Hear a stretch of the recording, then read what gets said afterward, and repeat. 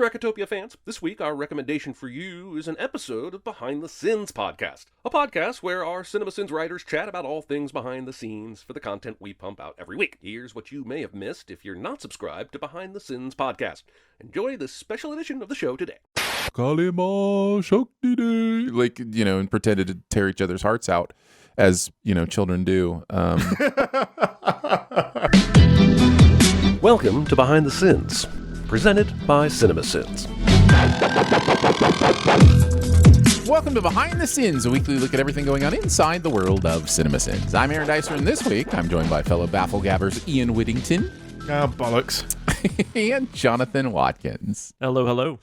We write for CinemaSins and TV Sins and do various other things inside the CinemaSins universe as well. How are my teas, Ian Whittington? Did they...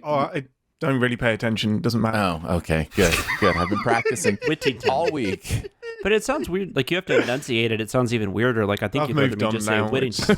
It's just, I don't know why you make such a big deal out of it. It's just this thing I do. I first heard about it last week when Ian said something about it. I'm like, what are you talking about? Did we not say your last name right? So, if I had to put my money somewhere, I would have bet that the WhatsApp audio thing would have been the thing that was discussed on Discord. No, it was what my mum thinks about how my last name is pronounced by Americans. I would have guessed that was the divisive thing. But it's also true. It's also true for Atkinson, right? Like, instead of Atkinson. It's also true for Watkins instead of Watkins. It is very much an American thing to soften those sharp letters so that we can say words quicker. It's absolutely, it's just a thing that Americans do. It's lazy. Yeah, no, absolutely. But see, I don't have all the negative connotations with the word lazy that a lot of people do. I think lazy is underrated. So that's man, me. I'll fight you on that. There's a difference between being efficient with your energy and lazy. Is there? Is there, though? Yes. I think there are times, though, when you should be lazy.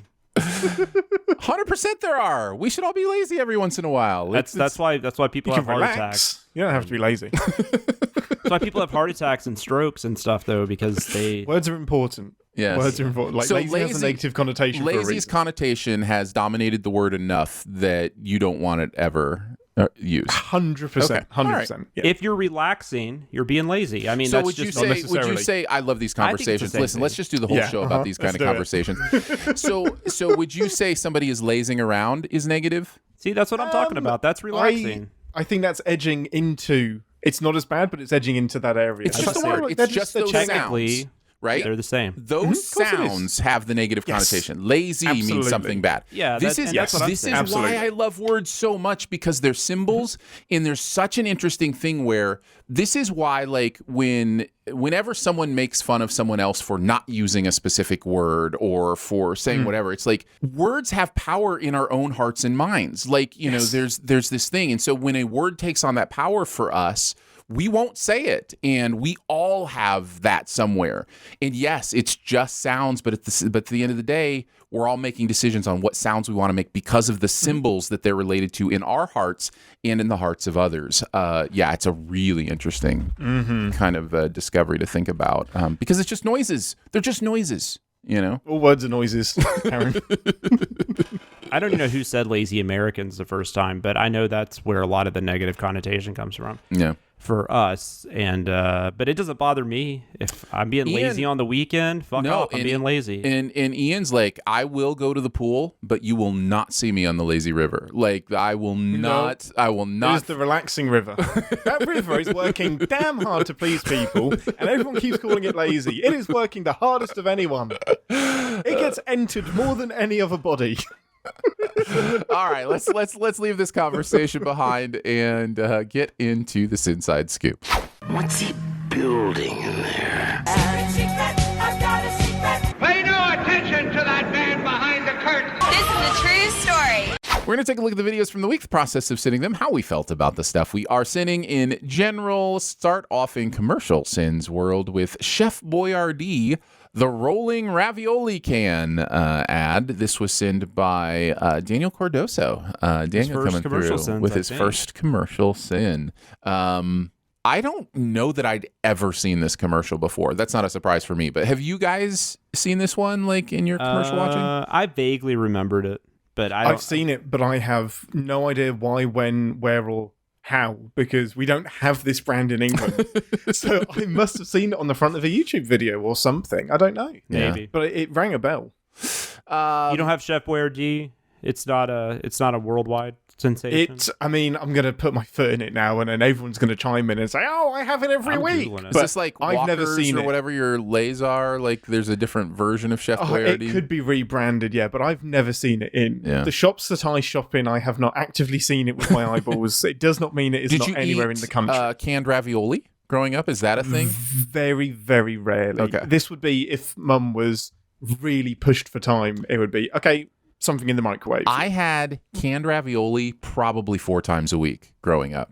It was like my favorite thing. Mm-hmm. Just the pasta and I just loved it for whatever reason. I liked it as a kid. It's disgusting now. Right? Isn't that weird? Yeah, because my daughter eats SpaghettiOs, which is Franco-America, but or whatever. But it's similar. It's still basically the same type of taste and texture. I am now hesitant to go near canned food after a over-salted condensed soup incident that I'm only a tiny bit exaggerating. I think I can still taste it. It's That's great. so gross. I always have a salty taste. Have you ever seen people open old Chef Boyardee cans I've just seen this like on Twitter and stuff. People have a video of opening like a 3-year-old like Spider-Man pasta thing and it's like black. Does it keep?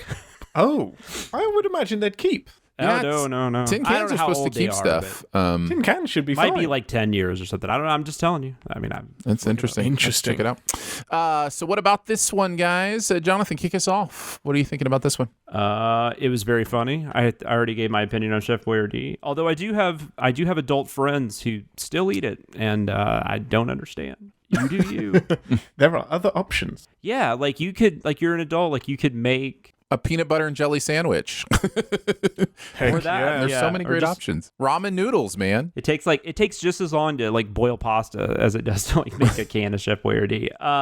The Battle of Wills. I like the whole thing about the Battle of Wills that will consume between the mother and the daughter in the grocery store, because holy shit, that does happen in real life a lot. I'm sure Aaron's experienced so many times. I didn't think Daniel wrote this. I would have bet that you did. Like from that initial No, scene. but he's going to be a good dad if he ever chooses to be one. He's got those instincts already. Yep. I like that we're going by chef now. That was really fun. It's so true, though. It's so true. Is this what we say? No. And this might be my favorite "it is not" of all time, where it's like, boy, this is good. It is not. It's not. Yeah. Also, Aaron thought he was being funny when we were. He was being funny. He didn't just think he was being funny, but we were going through. Shots We were fired. going through these commercial sets edits, and he just kept being, "I like blah blah blah. This is a print." Yes. Yes. No, there were a series of commercial sins, like right, and this was the first one I reviewed. And at the end, I was like, I actually like Chef Boyardee ravioli. This is a print. And then whatever the other products were the rest of the day, it was just, I actually like, I like wicker baskets. I like Rocket Mortgage or whatever, this is a print. So yeah, fun times. Ian, what about you? Can't really comment on the brand. Love the video, but I do. I don't think you have them there. I think you're right. It looks like it's just in America. So. Vindication. Can you imagine if that was in Italy, though? Can you imagine like going to an Italian grocery store? I think they'd put it in like the violent weapons section, and it's just there to kill people with. They have violent weapons sections in the Italy stores. If they accidentally receive a shipment of canned goods, then yes, they'll open make one one. up, especially. Yes, yeah. But what if that door didn't have a cat flap in it? Then that is an end to that can's journey. Like that's a really bad ending. Yeah. It's true. It's true. The so close to pitching a perfect game made me laugh, or perching a pitchy game, depending on how you want to do it. The whole thing about needing kids to learn how to open cans the old-fashioned, like the old man sin, like where it's like back in my day I was like this is so good. So I really enjoyed that one as well. And then there was a discussion that happened behind the scenes, which is what we do here, about the word shrink because both Chris and I had never heard of this word before. But apparently, when a store ends up with less inventory than they should, it's called shrink. And so, you're saying that meaning of the word. You've heard the word shrink before. What is this shrink? How do I pronounce? Chris is going to be listening to this going, "Yeah, man, I'm not going with you on that. I know what shrink is." I've heard the word shrink. That is very specific to retail. You would have a shrinkage budget. I had never heard of it either. And I had it's to any ask like Daniel. wastage or anything that's been stolen. I've had emails trying to tell me how to use my shrinkage budget, but that's usually my spam folder. No, but I'd never heard shrink used in that term. I was curious. Yeah. Is that a British thing too? Do you call it shrink on? Because you did retail. It's just a retail thing. Yeah, we'd have internal and external shrink. Internal is anything that your colleagues are stealing, and external is anything that the public is stealing. Wow. Are those the only two options? Is it possibly accidental? It falls into one of those two because it could still be that the employee has accidentally done it. Yeah. I don't know how you would accidentally just lose a can of ravioli, but maybe you would. Yeah. Mm-hmm. Well, running it over with a forklift is accidental, but yeah. What if what if the food is? We find out it's sentient, then you're gonna have to come up with another shrink, like a middle shrink or something. Murder shrink. You're gonna Murder Shrink is like a movie. You have to see a shrink at that point. All right, let's move into TV Sins. We are heading through Moon Knight right now, so we've got a couple episodes of Moon Knight. We'll start with The Friendly Type. This was a Cardoso Dicer script. Daniel and I are writing on this one. I guess I'll start us off by restating I really am enjoying Moon Knight at this point. No spoilers on how I eventually end up feeling about it, but I think this is episode 3, right? We're doing 3 and 4 this week. So episode 3, still enjoying it quite a bit. My thing while watching this episode is I'm getting increasingly more angry about the reflections. And there's an interesting thing that happens here where there is an actual real explanation for what's going on here, right? Like the show could fill us in at least subtle or understandable ways so we're not confused as an audience as to why the rules seem so sporadic and different and those kind of things. Or the show could, if they wanted to, keep the rules consistent so that it just felt less confusing as to what was going on. And I would argue that the Mark character, or the Steven character, I guess, who starts seeing Mark, would have consistent ways that he's seeing Mark in these ways, even if it's not obviously real, right? That it's happening in a psychological space. I just think the show doesn't do a very good job of helping us along understanding how these reflections work, why, they can be this way and not this way, and why they're showing up everywhere, even in, surfaces that aren't typically reflective. So that kept getting annoying to me. The other really annoying part of this episode was the trial of the gods, where it's like, the phenomenal... He is devious! Phenomenal cosmic power, itty-bitty legal space. Legal argument, Our case has to be airtight. It's like, what are we doing here? And then one of my new trope annoyances really showed its face during this episode, and it is the show your face trope, where in an extreme moment the character has to take off whatever mask they're wearing or whatever, so we can see exactly how upset they are or angry they are or whatever. And it's such a visual thing. It has nothing to do with real life. I mean, we got through like a year and a half of people wearing masks, not knowing what they were doing. That's right. That. We didn't give. That's right. What about you guys? How are you feeling at this point in Moon Knight, Ian? I was still lukewarm at this point. I think I still am. I think the only episode that really stood out for me was episode 4. Should I jump ahead into episode 4 or save it's kind of weird, right? Because we're talking about it next. Just save it. But yeah, this one, I was still just getting super frustrated with like you said, like the mirror stuff, the Steven stuff, it's show me some Moon Knight stuff. Like, for a show that's called Moon Knight, there is a fierce lackage of Moon Knight in it. I remember being frustrated because you and Danae, I remember, like, were loving it and, like, really digging it, really, like, because I was still in the States and we were watching it together.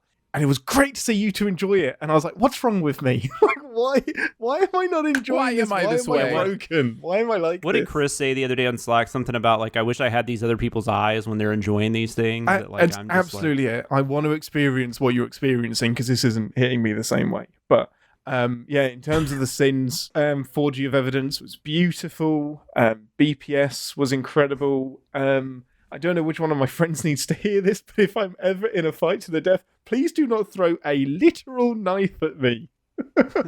Which is just a great piece of all-round advice.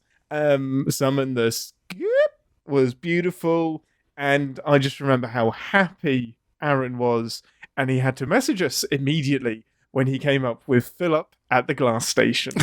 Because when he does a satisfactory pun, he's got to tell us first. Guys, it just feels so good. It just feels so good when you find it, you know? Like it's one of those things where like if wordplay is something you enjoy, then you know this feeling of I know there's something there that's going to be perfect. And you kind of go through options in your head, and then you just, you know, get a fill up at the glass station. It appears and it's there. The next video has exactly the same thing, exactly the same punny word situation that I was so satisfied that it worked out. And we will get to that. Yeah. What about you, Jonathan? I like the show overall, but I definitely don't love it, but I'm enjoying it. It's probably somewhere in kind of like, of all the Disney shows we've had so far, it's probably somewhere in the middle for me. The reflection stuff irritates the crap out of me. So it's not just an Aaron thing, as someone in the commenter said, might be. And in fact, and I know we're not talking about the last couple episodes, but when you find out what's going on, like why, you know, what that deal is, what the situation is, it gets even weirder. Like I'm even more like, what the hell? Correct. Like this makes no sense. The show doesn't do a good job of giving you the foundation you need to have a proper perspective on what's going on, in my opinion. As far as the sins, who wrote this one? Was this Cardoso and this was Aaron? Daniel and I, yeah. Awesome. You guys did a great job. Hieroglyphs or it didn't happen was maybe the thing that had me laugh. Just the term of Ethan's Hawkeye, I thought was perfect. And then, of course, there was always time to yank it. Just hearing Aaron say that. By the way, speaking of Aaron saying things, it's sometimes the editors forget to bleep out words. And I love it when it's on a TV Sins video because you get to hear Aaron say stuff like fork off or what the shirt. What the shirt. It's tired of this shirt. It's amazing. I feel like for Patreon or something, we need to release some of that video, some of that audio. Release the Flanders cut. Yes. Yeah. Because it's like, hey, you guys, but I'll put that in the notes. I'll be like, you guys forgot to bleep this, and thank you for forgetting to bleep it. That has been this unexpected benefit of doing that has been you will not miss it. You will not miss it when a swear goes unbleeped because it sounds so dumb and so weird. And Ian and I are so desensitized to cursing. It's like, we'll just miss it. We've Jeremy said Jeremy, fuck 4 times. Miss it. And I'll miss it. It'll be in an outtake and I miss it. It just totally. It's been an interesting decision to make to do it that way. I don't know if we want to go into depth here on, kind of where that comes from, but I don't know if, was this in the actual episode where we were talking about words as symbols and noises or whatever? That was maybe in the outtakes.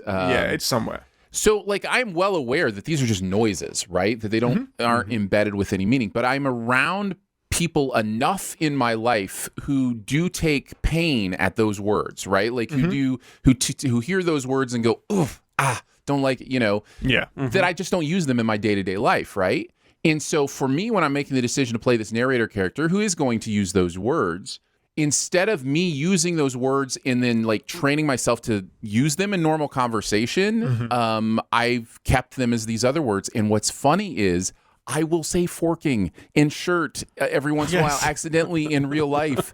So I know that there is this weird habit thing that does develop. And so that was where the decision came from. Basically, I don't want to come to a place where I'm making people uncomfortable in my life. And so I did that. But it has those nice little added benefits of being that way. For sure. So interesting stuff. All right, let's move on to the next episode. Ian, you seemed eager to talk about this, and you wrote on it, so you get to kick us off. This was a Hughes Whittington script, Moon Knight, The Tomb. So yeah, what did you think about this one? This is easily my favorite episode of the whole season because I think you're right. Yeah, it's so rare. Nowadays, back in my day, this happened all the time. The Enterprise got blown up in the opening credits, and you were like, "What the fuck?" But for a show to like, even when Mark, Stephen, whatever gets shot, that wasn't super duper shocking because I was like, I've seen worse. Like, he will absolutely heal himself and come back from that.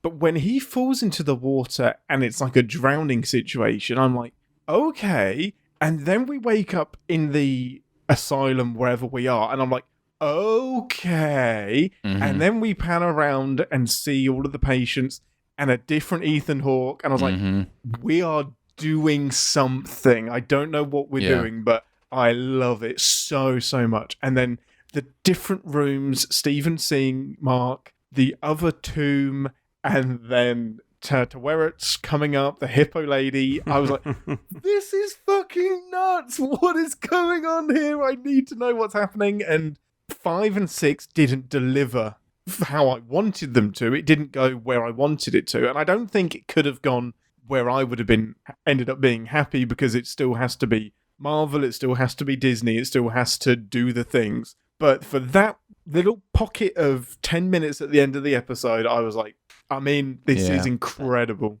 Yeah. But it's interesting you say that, because I don't know that this takes place in the same universe. Like, that's the weird thing, right? It's such a dumb argument, but I think it does, because Moon Knight appears in the opening Marvel thing for Ms. Marvel. So I think it is in the same universe. It may never be referenced, but it is in the same world. They added Moon Knight to the credits on but they didn't have him in his show. Yes. Yeah. Oh my god. Which we should absolutely send if we ever. Yes. I mean, 100%. you mean if we send Miss Marvel? If that were ever happened. It's definitely in the same universe, because there are, in the background, there are posters for like blip recovery groups, that kind of thing. It's just not prominent at all in the show, which I love. There's do too. no attempt to like really tie it in. Yeah. Yeah. Yep. Ian, was that it? Was that all you had to say about this episode? Yeah, because the rest of it sucks. But like, I couldn't care less about like the discount Indiana Jones stuff. Finding that, like, it's the tomb of Alexander the Great. Great. What are you talking? Are you talking about the movie that they're watching? Or are you talking about like actually when they find the tomb? No, I mean like the actual episode when they find the tomb and they're doing all. I don't care. As soon as we slip into the fake movie and then the asylum, I'm all in, because that has got my attention. But the first half, I'm like, skip. I guess I can go next. I think this is the best episode of the series. At least for me, I found it the most engaging and energizing. I think the reveal at the end is the most TV thing about this entire series. And I say that in a good way. Like, I like it when these shows try to be television shows, and because the rest of this really could have been a movie. Moon Knight could have been a movie, but in this moment, for this episode, you go, here's what makes it fun for it to be serialized and episodic in this way. And so I really did enjoy that. I loved I already mentioned the belaboring pun, but I love it not just for the pun, but it's one of those great sins where there's a clear excess of knowledge from one of our writers. In this case, I should have mentioned that, shouldn't Mr. Whittington, who is a rock climber. So yeah, talk about that a little bit, since you haven't. It's fun. Like, it's an easy go-to thing, because I don't know that I've ever seen a movie get it right other than 127 Hours, which you really hope gets it wrong. Right, because he gets everything wrong. But it's just such first, they're belaying, but they're abseiling, and it's just her waiting to get to the bottom, and then I'll belay you down, and then fucking walks off, like, so that he can just tumble down to the bottom. Like, what do those words mean? What does abseiling and belay technically mean? So abseiling is just descending. So it's the opposite of the climbing, and you were just lowering yourself down with a rope. Belaying is the act of taking the rope in, and somebody is climbing up and down. So what should have happened is that she abseils down to the bottom, and then he ties himself in and climbs down, and she is belaying at the bottom and lowering him down. So if he Giving him slack. giving him slack, exactly. Yeah. So if he was to fall, he wouldn't fall. He would just hover there because she's belaying at the bottom, but she just fucks off, just leaves. So is abseiling the same thing as repelling, or is that a totally It's exactly the same. Exactly the same. Yeah. So repelling is just the Americanized version of the French Well, and repelling, word. Absolutely. at So least like, when I find Chef Boyardee ravioli abseiling now that I'm older.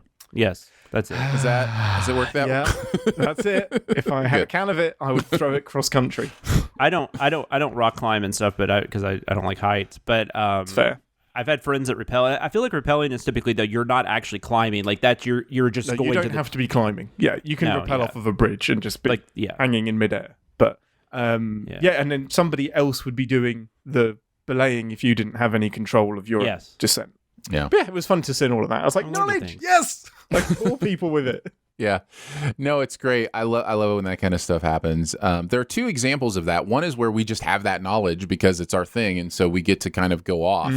And the other is when we actually take the time to research something more than we expected. Like we'll do a simple Google search to check on a sin, and all of a sudden, 15 minutes later, it's like, wow, this crazy world of rock climbing I never knew existed, or whatever it might be. Yeah. I also really liked the symbol of a waiter serving a piping hot plate of 3 flaming hot dogs. Anytime we can misunderstand what hieroglyphs are, that's amazing. And then, of course, the Union Jack sin was a lot of fun. So, yeah, enjoyed that. Tortured over that one. That went back and forth and had a few different forms before we settled on that. Yeah, kind of the behind the scenes of that. The three of us, because I was reviewing on this. I think that was during the review process. Well, I think it was all through the process. Yeah. And all three of us were in the same room. Me, you, and Danae were all... There's something here about union jacking and jacking off and trying to work so hard on a sex joke. That's what we do. That's our job. Yeah. Jonathan, what about you?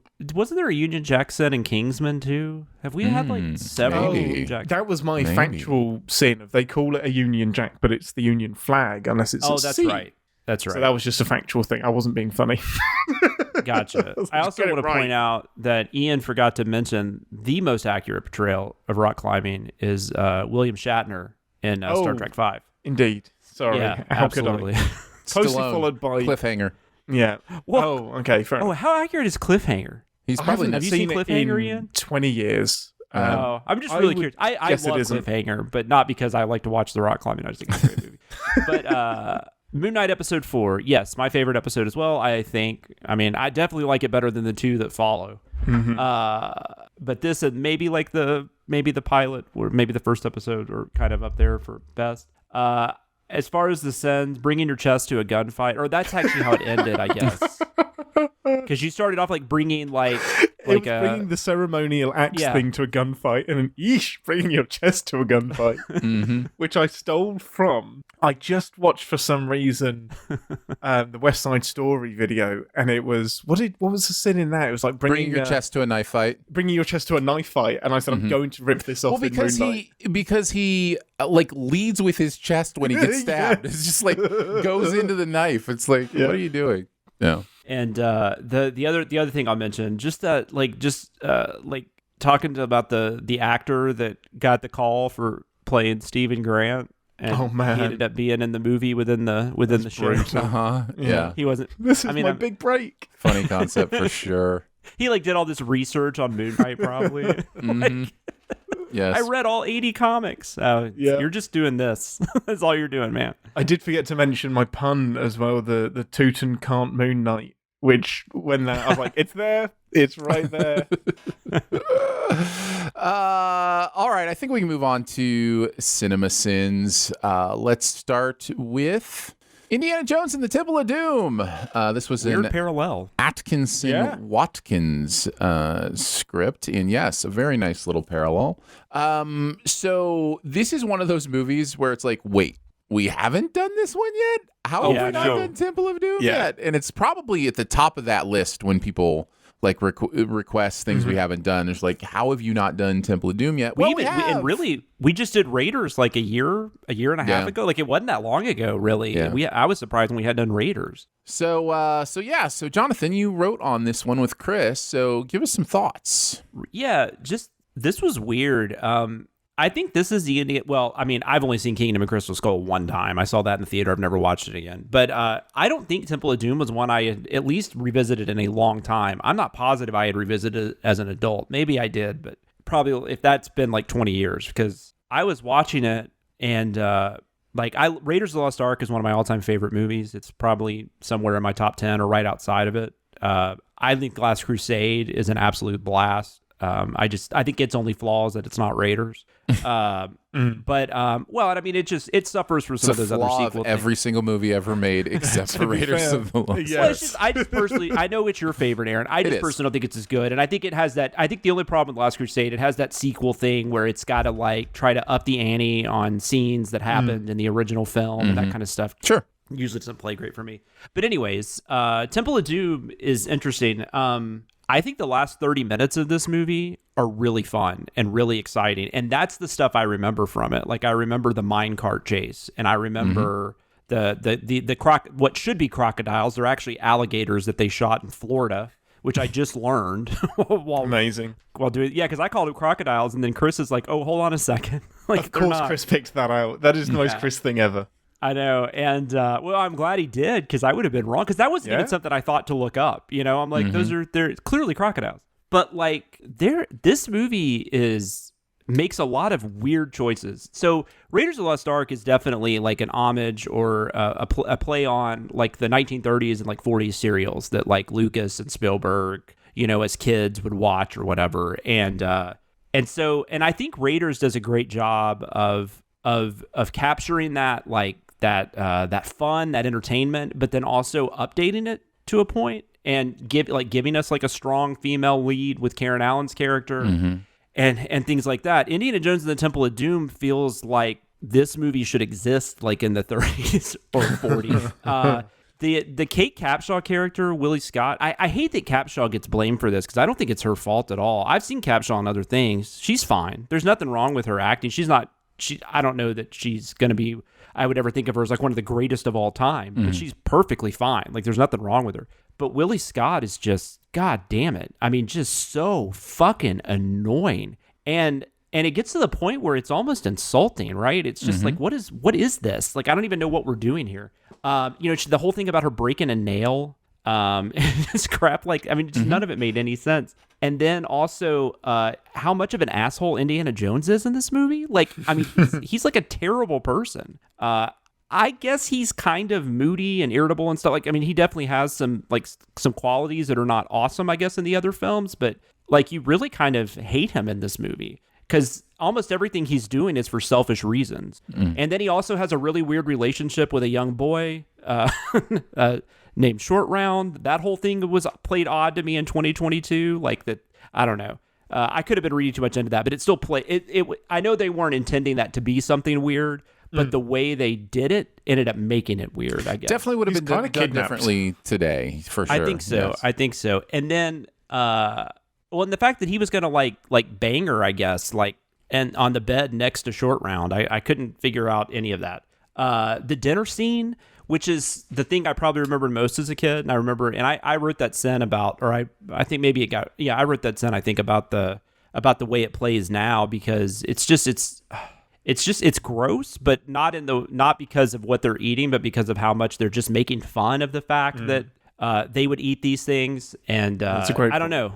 And people are going to call me woke or whatever. That's fine. But it played really weird to me. So yeah. It was uncomfortable. I just didn't remember any of that stuff. And even for a movie that, I mean, you could say it was at the time, but I mean, I don't know that, like I said, this movie didn't even feel like it fit in the 80s. It just felt like, for at least parts of it, those parts that were really uncomfortable, it just seemed weird that they went with those things.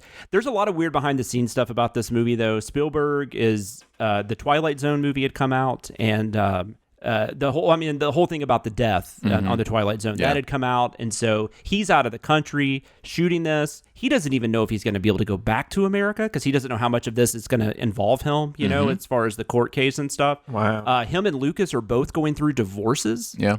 I mean, there's just all kinds of stuff, and I almost feel like you can kind of see that just frustration and stuff on the screen, especially with the way some of these characters. I don't know. Maybe that's just me having a theory, but I know there was a lot of stuff going on behind the scenes that probably caused some problems. I don't think you're on an island. I think the whole internet shares some of those theories. But yeah, for sure. And but then, like I said, but then you get to like that last 30 minutes, and there's stuff that's fun before that. Don't get me wrong. It's still Indiana Jones. But then you get to like that last 30 minutes, and it's just like this really fun adventure, you know? And it's just like, why couldn't the movie have been this the whole time? So that was the stuff that I was interesting. Like going into it, I didn't think it was going to be hard to sin, but I guess I just didn't realize how like inappropriate or how uncomfortable a lot of stuff in it was going to make me. It's still better than Kingdom of Crystal Skulls, but I don't think it's anywhere near as good as Raiders or Last Crusade. But that's just my thoughts. Yeah.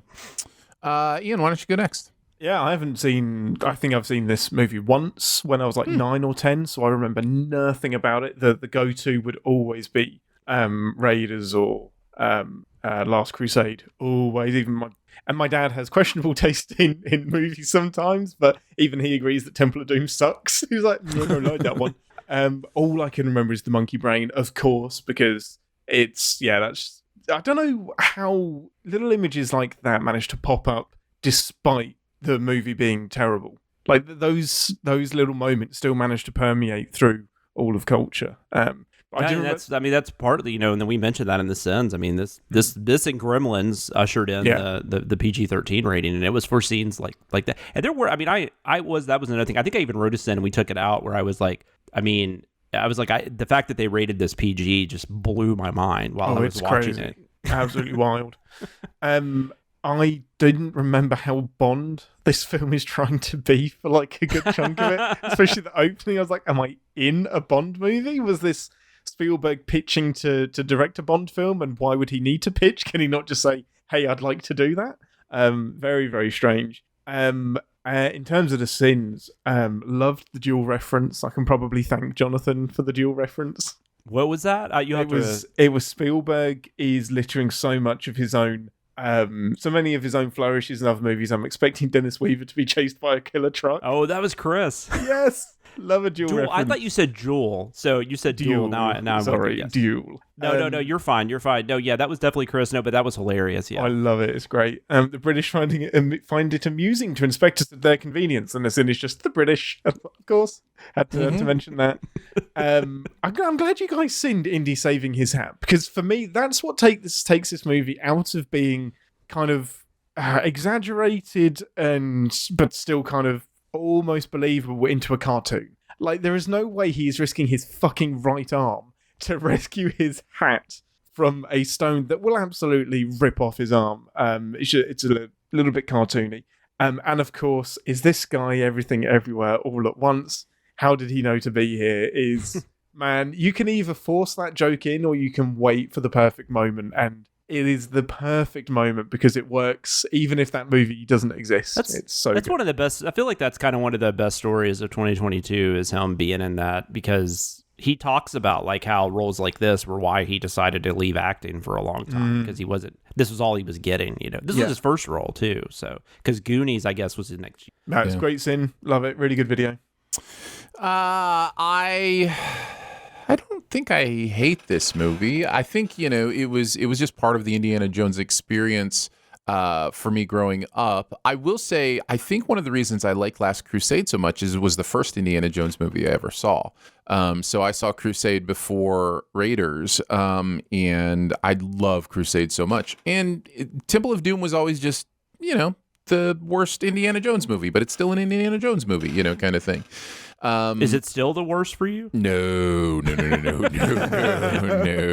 I want to hear I've never met someone that really liked Kingdom of the Crystal Skull, and those so people have to be out there. It's so forced. And what movie are we talking about? Yeah, right, the one that doesn't exist. My friends and I growing up always did the Kalima, yeah. And pretended to tear each other's hearts out, as children do when they see. I forgot to mention too, that actor who I think this might have been his only American film, but he had a shit ton of other films he had done. I think maybe in India, but I don't remember for a fact, but another country. And he's very I like that. He has a very good presence as a villain. He's very scary. Even as an adult, I'm like, that's cool. But that also kind of feels Bond like Ian was saying. Absolutely does. You guys mentioned most of the stuff I had written down. I did want to mention, I don't know if you guys know this, but this guy is evil. I thought that was that was really funny. And then we mentioned this concept, but the sin is so kidnapping him and putting him in my adventures was the only natural thing to do. Really God, that relationship is so weird. Yeah, totally. I don't know why why Lucas didn't say, okay, this is weird the way I wrote this. Maybe I should Lucas just doesn't give a good goddamn about how he writes things. Like give that kid his own room at the temple or something. I don't know. Let's move on to Dinosaur.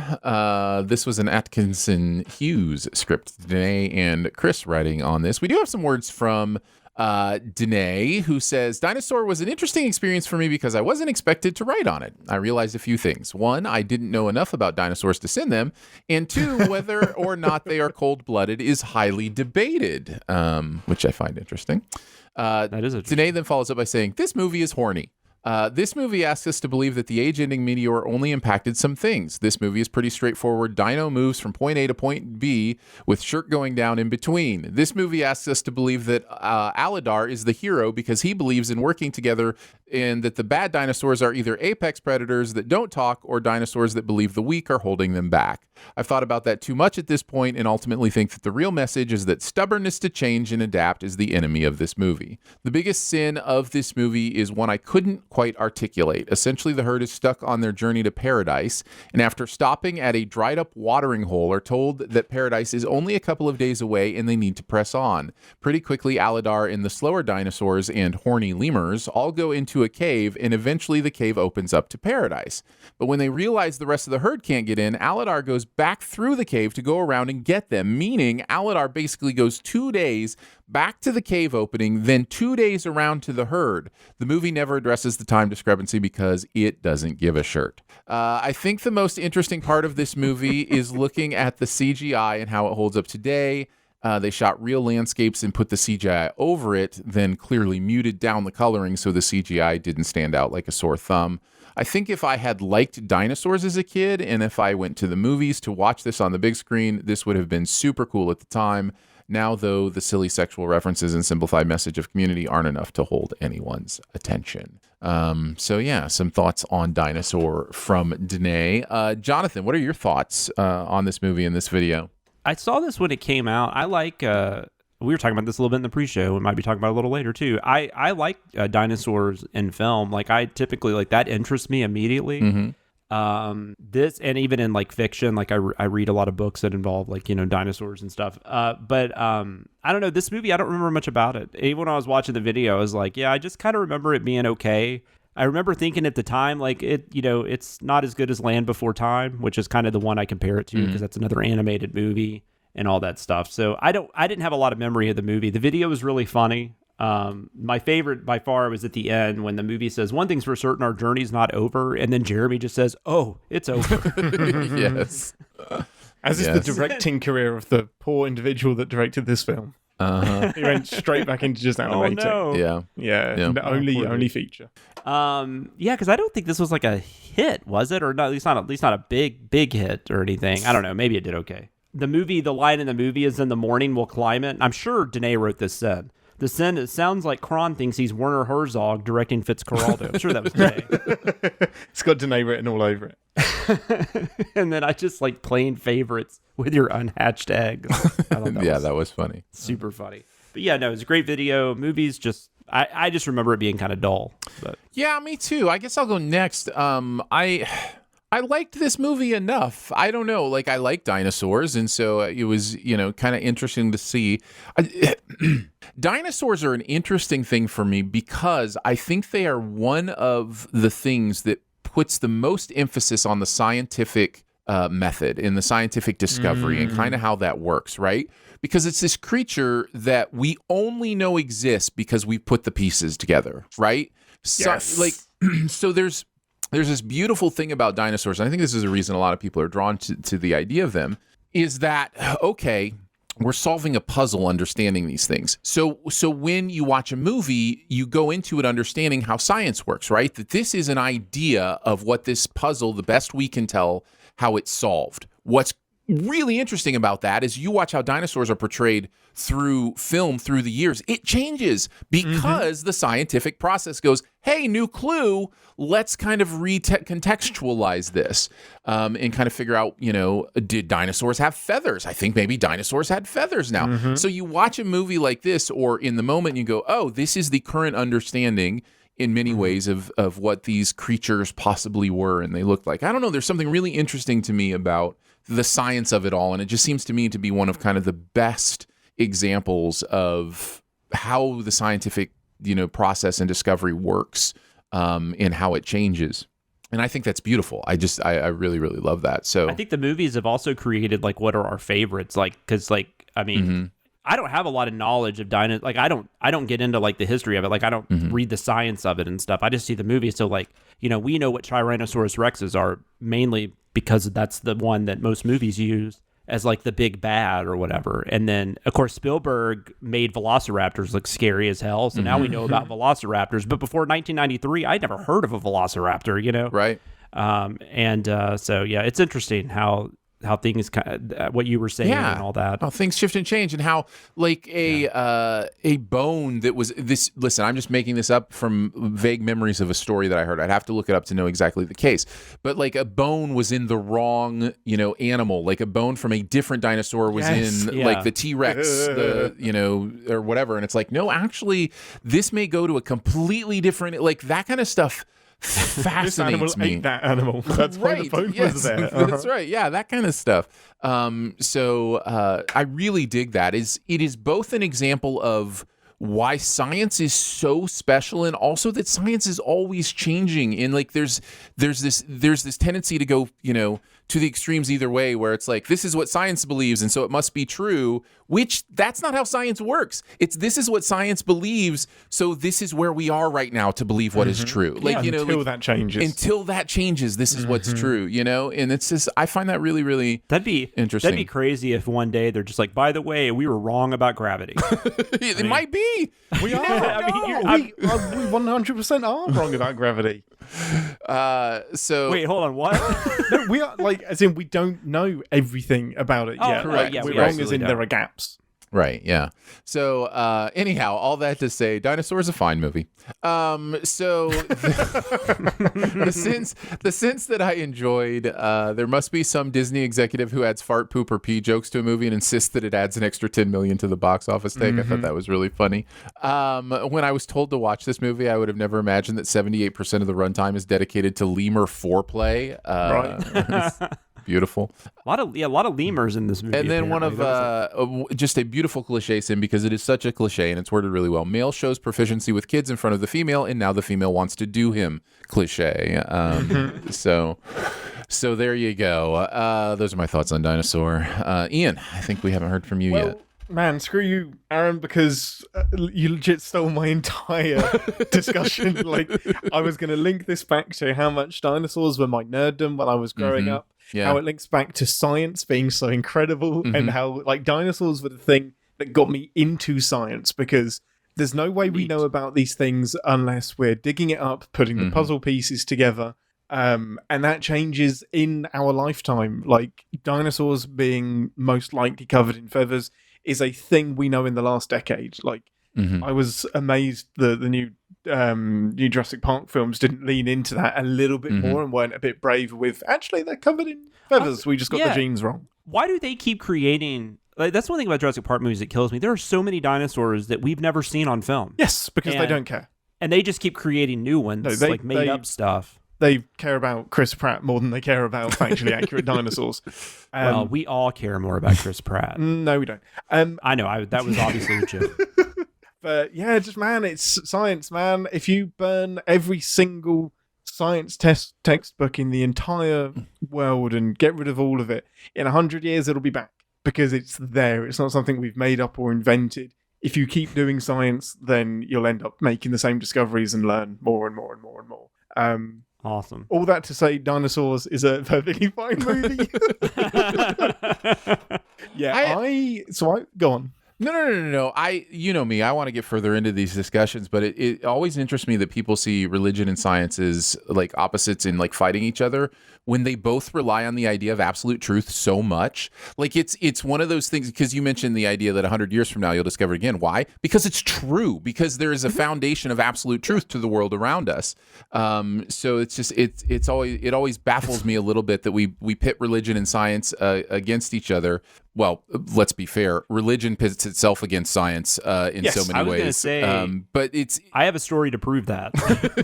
No, there are stories littered through history to prove that nobody needs to prove that. But in my mind, I'm always going, guys. There is a foundational way that the idea of religion and science are similar, which is the idea that truth exists and we should try to find it, which is really interesting. For me, the big difference is that science is using science to find it and religion is't. Like that's my big argument where it's a false equivalency. Bad religion isn't, but yes. I'm staying out of false this. equivalency. Hey, Bad Religion is a really good band. You do not make fun of them. Ian, this story will kill you really quick. Sorry, but like when I was in 6th or 7th grade, I went to a religious-based school for K through 12, and our science teacher told us that she did not believe dinosaurs existed because they're not in the Bible. That was a science lesson I got in like 1985. Well, and that's the beauty of science. God put the bones in the ground to give us something to do 5,000 years ago. Massive effort. Now, I will say, to be fair, I don't remember her saying we should believe that. She was just giving her own personal opinion, and she taught. But it's still like when I think that is never going to not be an insane thing to me. Like I'm just like, how is that person teaching? Right. And the beauty is science doesn't care. Like science doesn't care. It doesn't need belief. And it's like, well, I always get asked, like, what do you believe in? It's like, fortunately, I don't need to believe in anything because it's there. And who is that from Peep Show? Is it David Mitchell? David is that Mitchell. His name? Yeah. That great Graham. Everybody look this up. There's that great thing when he was on Graham Norton talking about Flat Earth Society. Yes. And he's like, we know that the Earth is round because they sent a fucking rocket up in the air and they took a goddamn photograph. Yep. So we know it's not a discussion. So this movie came out when I was 10. I should have watched it. I missed it. Totally didn't know this movie existed until it was on the schedule, and I was like, "Is Chris just putting a placeholder in like this?" I didn't realize that was the name of the movie. I'm going to do a dinosaur movie. Exactly. It's like Jurassic World is coming out. We need dinosaurs, and I was like, "Well, I guess I'll send him some suggestions." But no, it turns out Dinosaurs is a movie, and yeah, it seems very bland. It just seems perfectly normal. It's kind of like a showcase for the technology. It feels like rather than a groundbreaking story movie as such. But the sins were great. Didn't realize how this movie was so horny. That's incredible to me. The lemurs are explicitly there to show how sex works, apparently, and how mating rituals don't. And I loved the bleep swearing at the very, very end of this is what what the dinosaurs were actually saying, but Disney didn't have the balls to say, and just the slew of beep, beep, you son of a beep is always going to be funny to me. There you go. That is a look at Dinosaur. Let's move into the comment section. I want to know what you're thinking. I appreciate your honesty. You're a real straight shooter. You are the ones who are the ball lickers. We'll each pick a comment from last week's content in the various places you reach out: Discord, YouTube, Reddit, etc. I think I'm going to start and say one place that I don't go enough, that I should go more, is the comments on the CinemaSins. Oh, I thought you were going to say outdoors. That is probably true as well. Yeah. Actually, I go outdoors a lot because I run every day, but I don't like the outdoors, so it's always a pain. No, the CinemaSins Podcast Network YouTube channel. So all of our podcasts are uploaded to the YouTube channel, and there are comments there, people just commenting on the specific episodes, and I wanted to bring a couple of those to our attention. I'll start with this one, Ian. This comes from the last episode. Spee says, "Hey, Ian, fellow non-burper. Thinking about getting the injection. Hope all goes well." So, yeah. So I wonder if they'll follow up. I need to head over there. Please do. Yeah, Spee, follow up with your progress and your journey. I'm sure Ian would love to kind of know how it goes for you. Genuinely, this is so surreal. This is so strange. I'm part of a community. It's so weird. Then Denise says, that dog barking in the background of Danae's segment intro, is that her dog? Pretty sure the recording is from the survey reminder she did where her dogs didn't let her talk back during the summer. Great catch. Denise. Great catch. That is exactly where that's from. So well done. That was so funny when she sent that over that day. I remember. She was like, I think I'm just going to keep it. And then we were listening to her like, hell yeah, keep that. Yeah. Like, that's amazing. Go get the survey. And then I did want to mention that we did a joke about having actually being trademarked. And his Sofer says, actually is already trademarked by the game show actually. So I thought that was clever as well. Nice. Ian, why don't you go next? I have two. One was from the Moon Knight video of Ron Foster.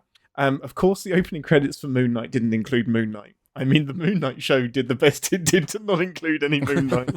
Nice. I just love the subtle burn on that. It's like it should have been called The Book of Moon Knight. It really should have done. Saying. That's right. Exactly. I forgot to grab the commenter that left this one, but this is from Dinosaur. Let's give a round of applause to the camera person who somehow went back in time to film these dinosaurs and not get eaten or mess up the space-time continuum in the process. Props to that gentle person. Awesome. Well done. Awesome.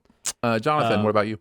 Going back to what Ian was saying about the lack of Moon Knight, though, something that would be hilarious that Disney would never do, but it would be so funny, is if in like even the Marvel shows, there was just one random episode where it was just about the Mandalorian. Yes. It should. I'm expecting I might find a way to work that into an outtake in the future, actually, now that I'm thinking about it. That's amazing. That would just be amazing. Like, it's just a shot of a door, and then the Mandalorian comes through it. You're like, I thought this was Miss Marvel. Like, I'm so confused.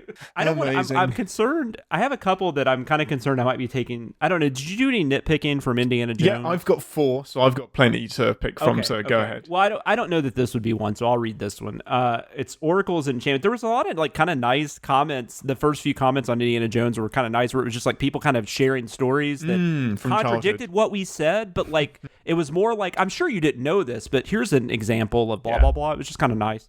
Oracles and Enchantment said, I was pulling... Oh, because there's a scene where we talk about how Willie Scott thinks she's, like, holding her laundry, and she's actually holding, like, a giant bat, and she, like, pulls it up, and I'm doing visuals on a podcast for some reason. But Oracles and Enchantment said, I was pulling Spanish moss out of a tree in Florida for a fire we were going to have when I felt something soft and fuzzy in my hands. Yes, it was a bat. I'm not sure which of us was more upset. Apparently, ladies manhandling bats on accident is not as rare as you would think, and then she's got a bunch of laughing emojis. I screamed, the bat screamed, and flew out of my hands, and now I am much more careful when gathering materials in the wild. That is an amazing story. Bat screams are terrifying, man. Oh, they are. They really are. It's the beautiful thing about the comments, isn't it? There's going to be at least one person that has that story that we're singing. It's beautiful. But they're also not telling us we're dumb or anything. No, like, exactly. they're actually you guys are assholes. Did you not know that in 1989 I did this same thing? Sorry, no, I did not know that. I bet that was terrifying, though. That would have scarred me for life, I'm sure. Yeah. All right. We ready to move on then? Let's do it. We'll head on to nitpicking the nitpickers of the nitpickers. But we wouldn't want to nitpick, right, Danny? Pick a little, talk a little, pick a little, talk a little, cheep, cheep, cheep, talk a lot, pick a little more. Actually. Oops. What do you mean, oops? Missed it by that much. Am I just going to nitpick everyone until they leave me? Ian takes a look at some actuallys from the comments, and we decide together if the commenter was green, yellow, or red. We should trademark that. We should. We've had a cease and desist letter come in, so you now actually have to say actually right. That would be amazing. Actually. Chris is like, guys, I don't know what you're doing, but I got this letter. We got a cease and desist letter from a game show. Okay, so there's 2 from Indiana Jones, predictably. One of them was extremely rude. The other one, there were 2 people that left comments about the same point. One of them presented it very nicely. One of them presented it very rudely. I've gone with the nice one. And it's just about the raft. The gist of it is, why does the shaman tell Indy about the temple, and why does he think that Indy is the one to save the day? And this gentle person said, the old man's faith in Indy. He was there waiting for his arrival by the river. Remember, he said he prayed to Shiva to send help. And the old man had faith, and apparently he was right.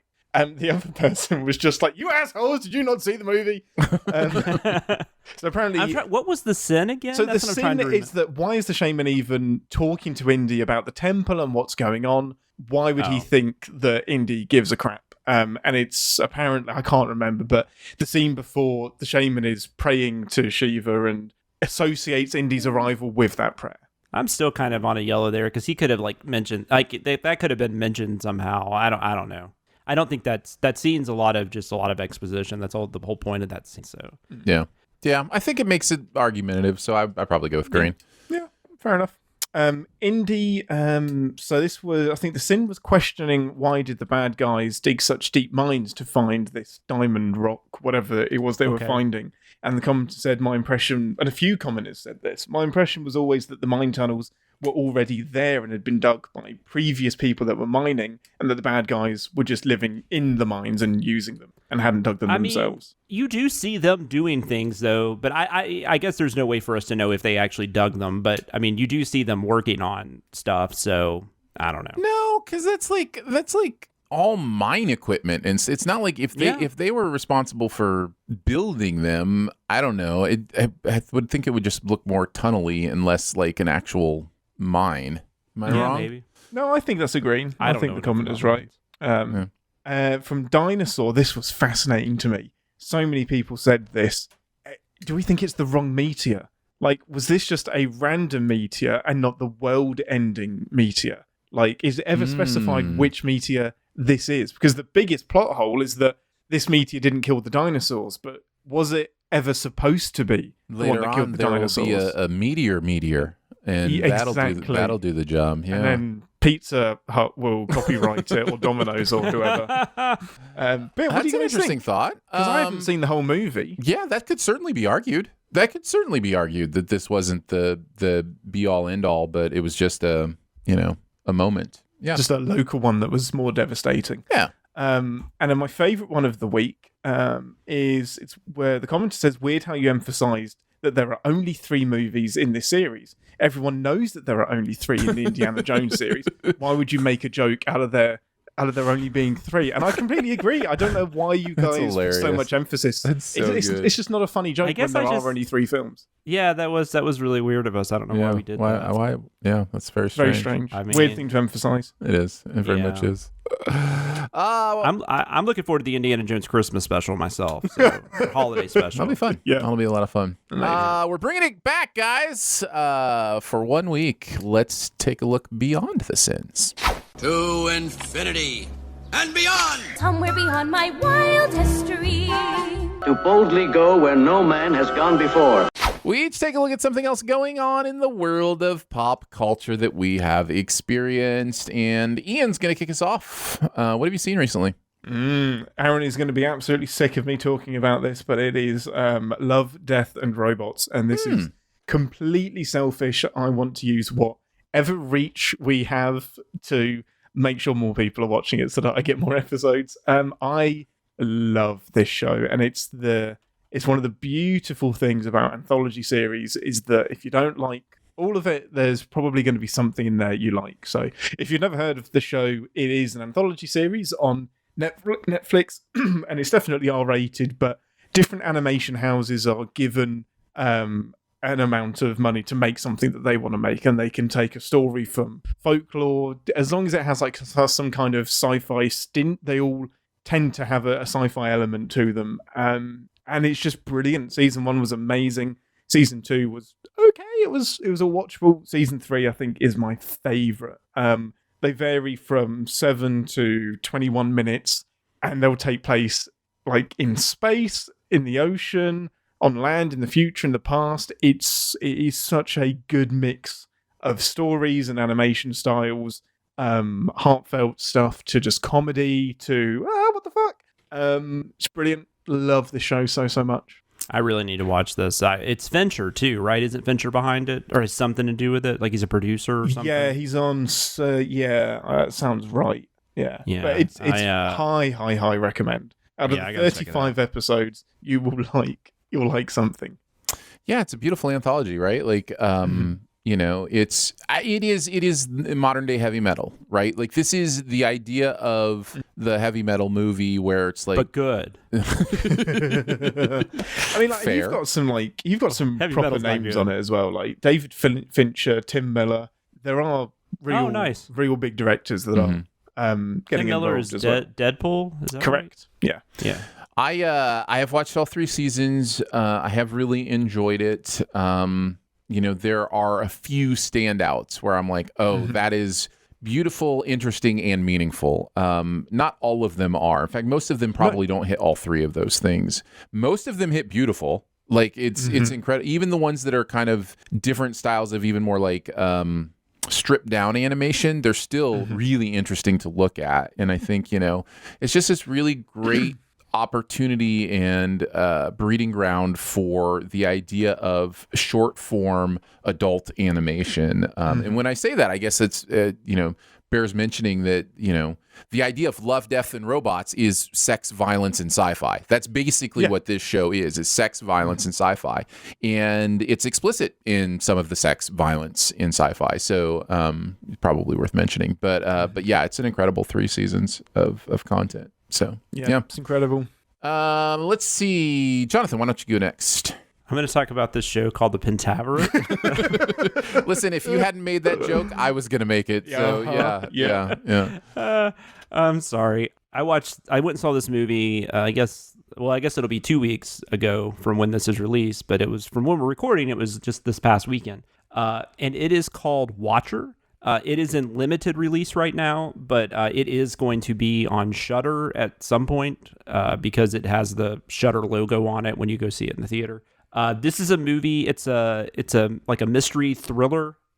I would say at the forefront. Micah Monroe plays. Well, I would say like the bare. It's interesting because when I watched the movie, like just the bare bones plot of it is something like you've definitely seen before. It's you've got Micah Monroe from all of a sudden It Follows and The Guest and I guess Independence Day Resurgence if you saw that, but she plays a character who thinks that she's being stalked and is like there's like a guy she thinks she's being stalked, no one believes her, and then you get to the end where there's all these reveals and stuff, right? So like we've seen that like a million times, and I will say after I watched it I was like, that was good, but I feel like I've seen it before. But then since then, like the last few days, like it's really stuck with me. And it's really become something that I think I actually do like quite a bit. Like I definitely liked it, but like I think I'm even higher on it now, a few days out. This is a directorial debut of Chloe Okuno.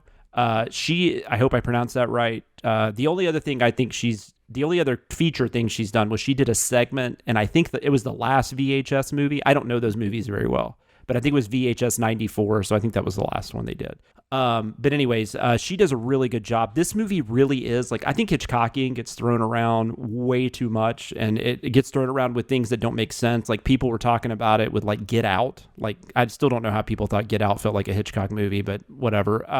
But this really does. Like, and it kind of has that Rear Window aspect to it anyways, because the whole plot, when it first starts, she's at her apartment. She keeps thinking every time she looks out the window, there's a guy staring at her from the apartment across the street. But what this movie really gets at is that it really delves into just women being stalked and then not being believed when they go to like their husband or the police or whatever. It really digs into that. Similar kind of in a much more mainstream way, but similar to Men, which came out a few weeks ago, the new Alex Garland movie. I think this one works better for me than Men. It is definitely more mainstream, but like I don't know. I find this one, Men just didn't connect with me for whatever reason. I don't know if it's because a female is behind this. Maybe that's why it hits me a little stronger than it normally would. But it's not even the stalking stuff. Like there's a scene early on where she gets the whole thing is that they've moved to Bucharest because her husband has accepted a job there, and he's like his family's Romanian. He knows the language. He knows the city pretty well. She knows nothing, and she's stuck at home. She's stuck in their apartment all day while he's at work. And the first night they're there, she asks him to wake her up when he gets up, just before he leaves. And then she wakes up in the next scene, and it's like maybe mid-afternoon or something. And then there's a picture that he texted her. He took a picture of her in her sleep, and he just said something like, you were too cute to wake up. And I didn't really think much about that scene at first, but then I heard another podcaster talking about that. And it is kind of one of those things, like it seems like such a little thing, but it's also, you're just kind of like, why didn't he just fucking wake her up? Like, you know, why? I mean, it's one of those things. Like when I pull back from it and think about it, I'm just like, yeah, that doesn't make any sense. Like if my wife asked me to wake her up, I would wake her up. Like, you know, right. If she told me she wanted to go back to sleep. There's you know, it's very patronizing. There's an infantilization to it. Like, you know, I know better than you. I'm going to let you sleep because you look so adorable. And, you know, you need to keep looking adorable. Yeah, and like that's going to be like a benefit for him. The fact that he did that, like it was such a nice gesture, and you know, it's weird. So the movie, it's not even just this, and there's also the other thing that's kind of a thing in this movie is that there's a serial killer called the Spider that's been decapitating women. So you know, she's terrified that the person stalking her might be that killer and all that kind of stuff. I don't know. It's. I don't want to talk too much about it. I don't want to talk too much more about it because I don't want to give anything away. But Micah Monroe is excellent. I've always thought she was good. This is probably my favorite performance of hers so far. Because if she doesn't work, this movie doesn't work. It's very different tone, but it kind of reminded me of like Jessica Roth in the Happy Death Day movies, where it's just like everything is centered around her. So, you know, she's got to give a hell of a performance to make any of this work, and she does. It's a pretty high recommend for me. It's called Watcher, and like I said, it's in limited release, so I don't know how many cities it's in, but it is going to be on Shudder. Nice. Probably before the end of the summer and the fall. So it will be available soon, I hope. Cool. I'm going to talk about Jurassic World Dominion. Right? Is that what it's called? I think so. Yeah, that's right. Whatever. Or I could talk about Top Gun Maverick, if you prefer. No, because I'm going to say Maverick. So yeah, do get Jurassic Park out the way.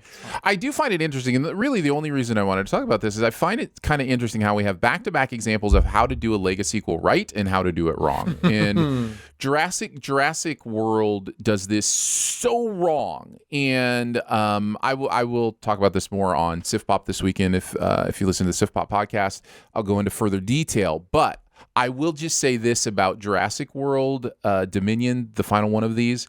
It is so caught up in references and doing the same thing that other movies have done that it gets so annoying so fast. And part of that is that there's not a lot going on beyond that makes any kind of sense, you know, in this world. But this is one of those Lego sequels that's like, hey, let's make sure this character takes their glasses off exactly the same way they did in the first one. And it's just like, I see the sweat and energy in you trying to milk my nostalgia. And it gets really annoying to me. Is Jeff Goldblum just randomly laying back with his shirt unbuttoned? There is absolutely a Jeff Goldblum shirt unbuttoned joke in this movie because of course there is. Like, name a reference. The movie's like, gotta force one of those in there. So this would have been this. I'm going to go see this because I'm just curious, but this will be weird I would think this would be weirder if it did work because the foundation that it's built on is kind of choppy anyways. The first Jurassic World is fine. Like, I like that better than most people. I think you like it too. I do. Yes. I think there's enough. And I think the nostalgia stuff in that is more fun for me. Like her getting I'm sorry, but her getting the T-Rex out of the cage, as silly as all that is, like that's a moment that sticks with me. Right. And then you've got the T-Rex and the Velociraptor fighting the new creation or whatever. But the last one was not good. And this is better than the last one. Even as bad as this one is, I do think it's better than Fallen Kingdom because at least it's Fallen Kingdom doesn't go anywhere, man. Like I don't know what that movie is doing other than trying to give us some scares, which, you know, it was more. It's a haunted house. It is a haunted house dinosaurs. movie. It's absolutely a haunted house movie. It's very strange. Just my very brief opinion is don't expect much out of Dominion. Maybe you'll enjoy some of the dinosaur stuff. There are dinosaurs with feathers in this one, so, you know, yay. I don't love any of the sequels, though. Jurassic Park's stuck with me, and it's one of my favorite movies. And there are parts of the sequels that I enjoy, but I can't really say that like I genuinely really like any of them. Yeah. I know like there's moments in Lost World, there's moments in Jurassic Park 3. There's moments in Jurassic World, and there's not really anything in Fallen Kingdom. But there's moments. There are a couple moments that are just like, oh, that's cool. Yeah. And I like the attempt. I like the idea, like, hey, let's make a haunted house movie with dinosaurs. Like, I'm down with that because it's different. But then they just didn't do anything interesting with it, as far as I was concerned. I know that movie has its fans. You're absolutely right. There hasn't been a good Jurassic Park sequel overall. It's just a sporadic spraying of good moments or fun things to watch, which is unfortunate. And I think that's unfortunate, but so be it. So be it. It sucks too, because I love the idea of the dinosaurs just being loose in the world. Mm-hmm. I love that idea. Yeah, but conceptually, there's interesting things happening. The problem is there's no structure underneath the concept to deliver any kind of momentum to what I'm supposed to care about and why these, why these characters are interesting. So, and I'm starting to think Colin. Is it Trevorrow? Trevorrow. Mm-hmm. Mm-hmm. I'm starting to think he didn't actually direct Safety Not Guaranteed. I don't understand how that fucking brilliant movie was made by him. And then because lots of people make movies. I heard an interesting story about that. He was on a podcast talking about that though, and how they had already sent the movie to Sundance, Safety Not Guaranteed. And then he decided on a whim to change the ending. And he had to get permission from Sundance to do it because they had already viewed it and they had already approved it. But thankfully they said yes, because the ending of that movie is just like chef's kiss. So that's great. But then it doesn't make any sense. Book of Henry, like I don't understand what happened after Safety Not Guaranteed. Jurassic World Dominion's in theaters. Watcher is also in limited release in theaters, but should be on Shudder soon. And Love, Death, and Robots, currently available on Netflix, where you can also watch The Pentaverate. That's going to wrap it up for Behind the Sins this week. Don't forget to make sure you're subscribed and go ahead and leave a comment or rating as well. If you've got anything you want to send us, you can mail it to us at P.O. Box 881 Republic, Missouri 65738. You can hang out with us on Twitter. I'm at Aaron Dicer. He is at Wits End. Oh, at W-A, yeah.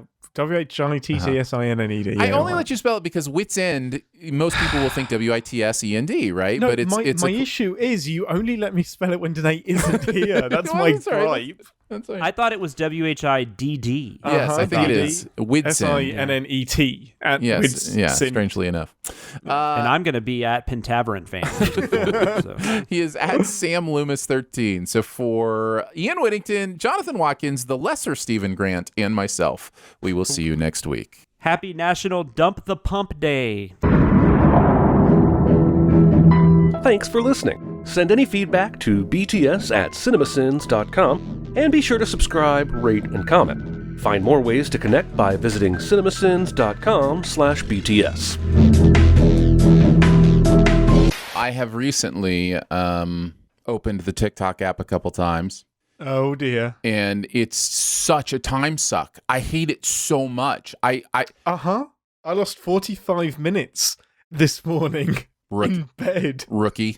Yeah, I'm sure I've stayed up an extra hour just because I'm scrolling through TikTok. It's fascinating. It's the TikTok live stuff it blows my mind. Like I'm just like. So there is a TikTok live of a man who is maybe genuinely or not trying to sleep, and behind him there is a wall. And if depending on what you gift or subscribe or whatever, it wakes him up so that he can't sleep. Yes. And this guy, he's either he's Daniel Day-Lewis levels of good actor, or he's actually being tortured because he just looks like he wants to sleep. And whenever something wakes him up, it looks like he's going to cry. And like people are doing this. It's like the experiment where like, hey, you like give an electric shock to this person and they'll never know. That's his nap time. He actually gets 8 hours of sleep when he's not on TikTok. Like this, this is his work time. He's acting. It's his work time. I have to believe that. Either way, we are terrible people. Me for watching, and the people that are gifting as well. There was one where it was like this robot mini golf thing, where if you donated a certain amount, you could control the putt and try to win stuff. I just like TikTok live blows. And then, of course, interspersed into there, you've got, all the women promoting their OnlyFans. Of course. They're like as close to being nude as possible. and then saying, hey, check my Instagram for my links. It's like, what is this world? Why? What is this world? And then, ironically, on like their OnlyFans, they're advertising their TikTok, and then it's like check below for the links to go to my TikTok. I've thought about doing a book review channel on TikTok because that's a big thing right now. Oh, do it, dude. Just to see if I could get free books. Yes. It's a great I don't even care idea. if I make money. I'm just curious if publishers will send me books. They will, man. If you get an audience, they will definitely send you books. But I don't want to be on it. Like, I'm not. I see my daughter on it, and I'm just like, oh, no, I'm not spending all day doing that. That's why I don't play video games either, because video games suck time away from me that I'm pissed off when I'm done. Recently bought my first game system in, I'm going to say 10 years. Probably the last game system I bought for myself was probably the GameCube, I'm going to say. 10 years? That's 20 years. Okay, dude. 20 years. Listen, time has no meaning when you're my age. The GameCube is like 99. The last video game system I remember buying was painting on cave walls. I don't know how long ago that was, but good. Yeah, it's a lot of fun. We've been doing some. How many people did we have playing Mario Kart? Did we have a five-way? Yeah, we had a five-way online race going. Which honestly, the awesome. technology People to do that is so fun. Like, I'm just glad games have kind of gotten to the place where, like, Ian, you can be in England and we're all over here in Missouri. And we're racing against each other in real time. Like, the lag is, and it's not like we all have like it's non-existent, super stellar internet connections. We've just got broadband, and that does it. That's cool, but I don't. And this is an old man thing. I don't like the three-dimensional aspect. Like, I like the platform thing, and I'm shooting things like the first Super Mario Brothers, like, or Metroid or whatever. I'm walking left to right. And I'm jumping, and I'm possibly jumping. Yeah, the 3D thing just I don't know if it's my vertigo kicks in or what, but I don't enjoy it. Like, that's interesting. I get all messed up, and I don't know which way, and I always go the wrong way, especially if I have to drive. I tried to play one of the what's the big where you can like run over hookers? What's that game? Grand Theft Auto.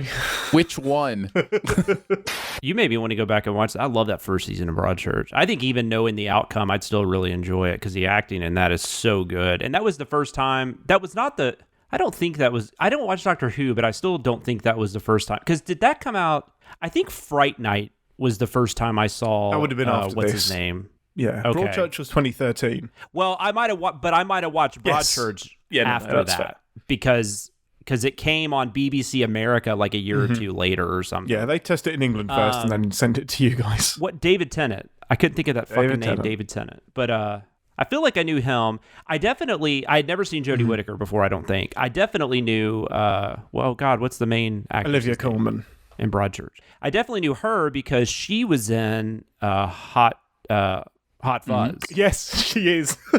She's the one that's like, what do you mean murder? Yes. I think that's her. I think you're right. What an interesting career, Olivia Colman, right? She has got. I mean, she's a great actor, but she has a great Does she have 2 project Oscars? Picker as well. Yeah, I think she just does. one. She's got the one. Just the one. Ton of BAFTAs, I think. I think she just has the one. She's won. She's been nominated at least twice. She's incredible. Have you ever watched Jim and Andy, the documentary on? No, I think you might have. Has that been fairly recent? Because I feel like you recommended that on here. Maybe 5. Again, time has no meaning these days. But like, maybe not. Maybe 5 years ago, 5 or 6 years ago. I can't remember. I'll look it up. But I highly recommend it. I think I'm a huge Jim Carrey fan. This is not a surprise. I love so much of what he's done on stage. In the entire production of that movie, Carrey, because he's being Kaufman. And he's doing the silly, what's it called, method acting thing where he's like Kaufman day and night. I mean, I guess but I would waffle back and forth. I'd be like, yeah, but if there's a role where you're going to do method acting, Kaufman is a really interesting one to do that because he himself basically was an actor his entire life. Like everything he did was a performance or a prank or like how much of Kaufman's real life was just trolling people, And so it was interesting because I kept waffling back and forth going, no, I see why he's being like this. And then going, no, that's just not okay. You just can't be that way to people on the set or whatever. Like the director of that movie, whose name is slipping my mind. Milos Forman. He came out of that traumatized by what Carrie did to him during that movie. So it's a really interesting document to watch. So I highly recommend it. To get back to TikTok before we bring everybody else back in, because I had one more point I wanted to make, having been on it recently again and just in needing it to go away. It also is possibly, and this may be my get off the lawn moment. I mean, I've had many of them, but this may be another one of them. Yeah, because there is of the social media, I think it's the most dangerous, and I'll tell you why. Because it is couched in such a fast and humorous way that some of the extremism that's going on TikTok, and by the way, every fourth or fifth, video I go to is some sort of political extremism, which is really weird to me, but it's couched in comedy though. See, this is the thing. That is not my TikTok. That's fascinating. I think you may be unaware of it. Like, I think it's so... Give me some credit. No, I would spot it. There's not stuff about guns on your TikTok at all? No.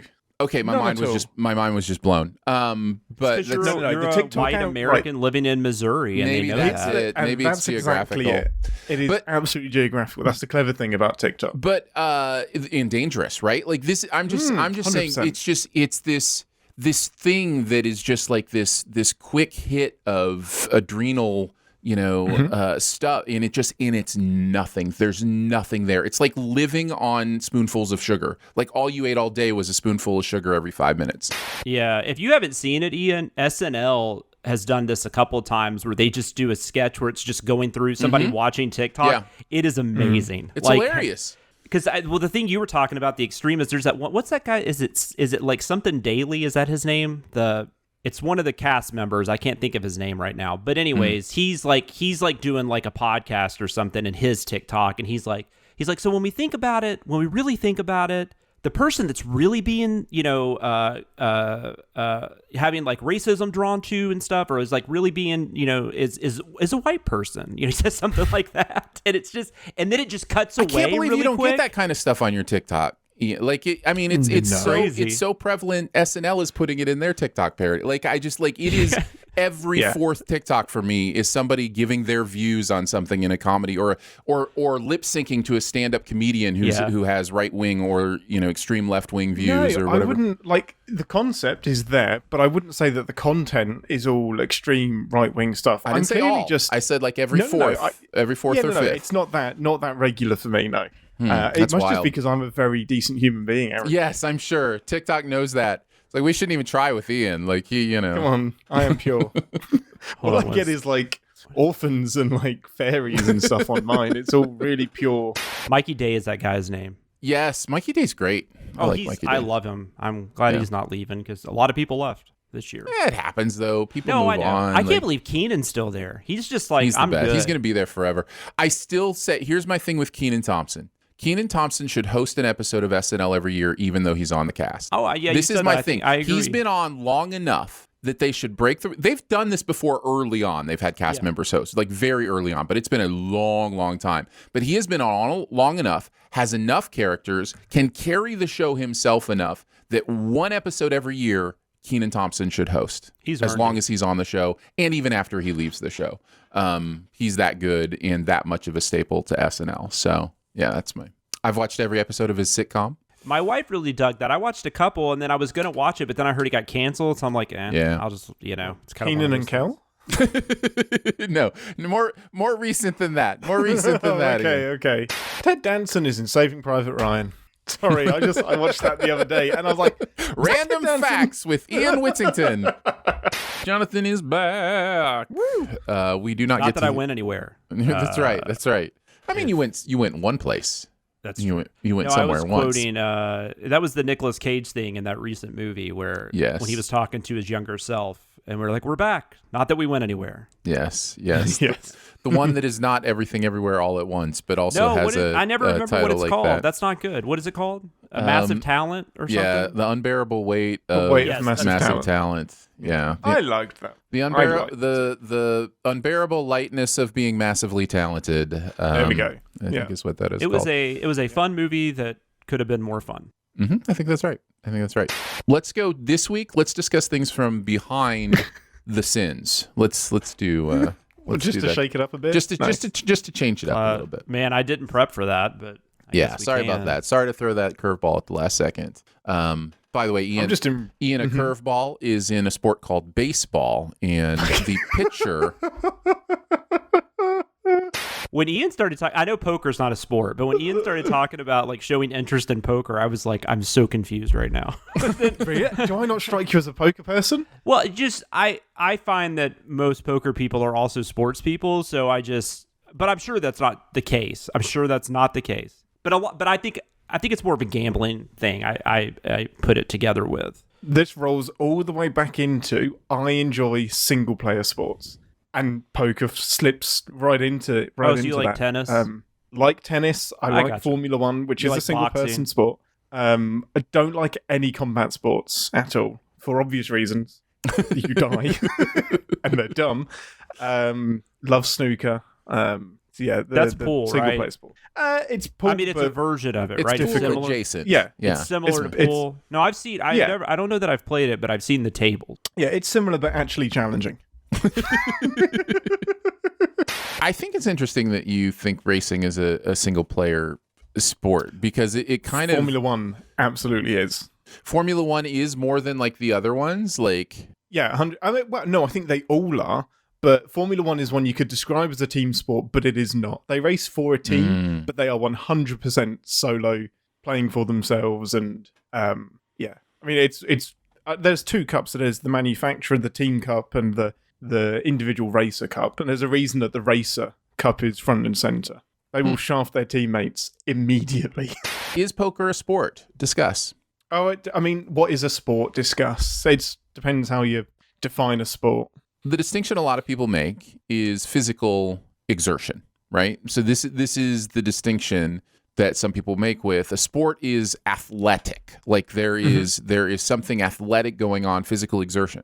But that's interesting because even in like chess or poker or games, which people would put in the category of games, your heart rate goes up. People will sweat. People will burn more calories. Like it's interesting. Like where do you draw that line of physical exertion? Because there are certain like baseball. The right fielder in baseball. Is he playing a sport? Because he just stands there most of the time. You know what I mean? Not like Little League. That's not the case in majors, though. Well, no, but even in Major League Baseball, it's not as much of an aerobic exertion. Like there are moments of running, there are moments of swinging. I don't know. No, I understand. I've heard all these. I've heard all these things. I mean, I think baseball is a sport. But don't think you're going to get much pushback on that. No. For me, like it's got nothing to do with the physical element. It's as soon as you have an objective and a way of getting there, then it becomes a sport. It doesn't even have to be competitive. So Mario Kart is a sport. 100%, absolutely. Esports, like I think golf is the one that really sits in the center of. Is it a game or is it a sport, right? Because you need stamina for golf. You do. You absolutely need stamina. Absolutely. But it does still have, I understand. I think I consider it a sport, but I can kind of see people's viewpoint because it's not basketball. It's not football. It's not like rugby. It's not.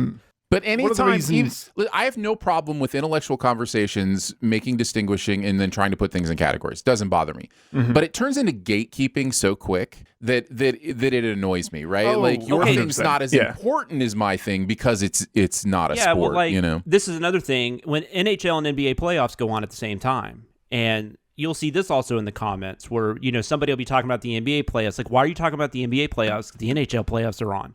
It's like, why can't we just like both? Like, why is that? Or it's one like or the other. You can't like two things. Like, you've got to pick one. You got to be on that side. And you've got to cut people down. Because I enjoy both. I'll just depending on the matchup. And you can't like both. You must pick one. Not allowed. There's a show on Netflix right now called The Pentaverate. It is a Mike Myers show. I need to talk to you about this show. Oh, have you watched it?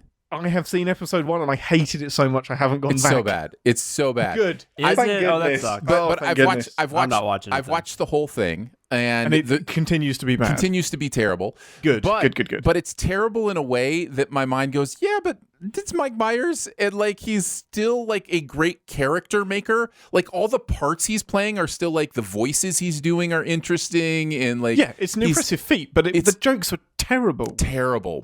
I will tell you, there is this running gag. It happens twice where he does this thing where the Netflix censors are going to change the scene, and it's some of the most clever. So like they'll do the whole scene. One of them's at this pool hall, and it just sounds like a normal TV scene, and then the Netflix guy will come on and go, we actually can't, do that, so we need to use the family-friendly version. And so it'll take out all the swears, but when you take out all the sections with swears, it all sounds so sexually perverse in a different context. That might be worse. It's brilliant. Like this show is terrible in so many ways, but like that part alone, I was like, that is some brilliant writing to be able to put all that together. Is it better than The Love Guru?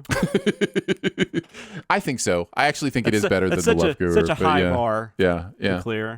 Man, we'll probably never talk about the Pentaveret again, but never I can again. Pinpoint the moment that it lost me, and I've forgotten his last name. Who? Keegan. Sorry, Keegan-Michael Key. I know the moment you're talking about. Yeah, it's so Mike Myers though. It is so it's terrible. It's terrible now. Like in our current Yes. context, it is terrible. But there was a time that would slay. Would have slayed me. Yeah. What is it? Is it just like a? So is it Key toilet is, humor? Key is almost saving this for me. Like because he's playing himself. It's just he's hilarious. Towards the end, there is a choice that has to be made, and Mike Myers is playing a Russian guy, and there is a pill that he has to take if he's going to continue, and there is a key that he has to choose from. And so this Russian guy says, "You have to pick between the key and the pill." And then oh my! He literally turns to camera and goes, "Really? Really? Did you just do that?" He does a fourth wall eye roll. Yeah, it absolutely does. And I'm like, it lost me. I was like, nope, sorry. Then it does this other. We'll eventually get back to Behind the Sins podcast, but then it does this other thing at the end where you find out that the main central character he's playing in this is based on a real life small town journalist from where he grew up in Canada, and he's like in the post credits is him like being interviewed by this guy that he's now, and you can just see like the love and respect he has for this, and like the show says dedicated to like small town journalists the world over or whatever, and it's like there's actually kind of an interesting heart here as well amidst the terribleness. So I don't know, it's a weird one for me. Like I would say if the groaning in the terribleness is going to be too much for you, don't worry about it. But if you can kind of like put up with it and just go, okay, Mike Myers, do your Mike Myers thing, like there's some fun there. I don't know. I would rather it be good, obviously, but like I'm glad that it sounds like it's not just like somewhere in the middle. Like it goes really overboard. Oh, absolutely. Like they are leaving Canada, and just a little bit of a spoiler. They're leaving Canada, and it literally, like, Canada is in a lower resolution than the rest of the world. So they cross the border into America, and it's in high definition. And this is everything is in high definition in America. Oh, and then you only watched one episode, so you don't know this, but Jeremy Irons does the opening narration, and the opening narration for each episode is different, and Jeremy Irons is like riffing on him. Like there's some clever stuff here. There's some really clever, interesting stuff here. He's acting like he likes it. He's like, maybe I do. It's terrible, but maybe I like it. I don't know. It's wild. It's okay. Just love things. That's right. Yeah. Yes, let people love things, I guess. But hey, Ian, you know this. No movie or TV show is bad. No, if you go to Twitter, there are people that tell you that it's everything. A lot of people worked really hard on that. Halloween Kills. Think it's bad. It's a good movie. There we go. It reminds me of the what was it? Was it called? Dana Carvey Become Another Person. Turtle, Master of Disguise. Reminds me of Master of Disguise in that Master of Disguise is a terrible movie, but there's some stuff going on there that's just like gonna be like cult status kind of stuff. Like I feel like the Pentaveret is that kind of project. So anyways, we need a new show because this is not Behind the Sins anymore. All right. God, we just talked about Pentaveret for like 15 minutes. Yeah, we did. It's awesome. Longer than dinosaurs. I don't even know how we got there. So I think, Ian, were you the last one to talk about dinosaur? I'm done. I think we're on the comments. Are we still talking about dinosaur? The boy who lived come to die.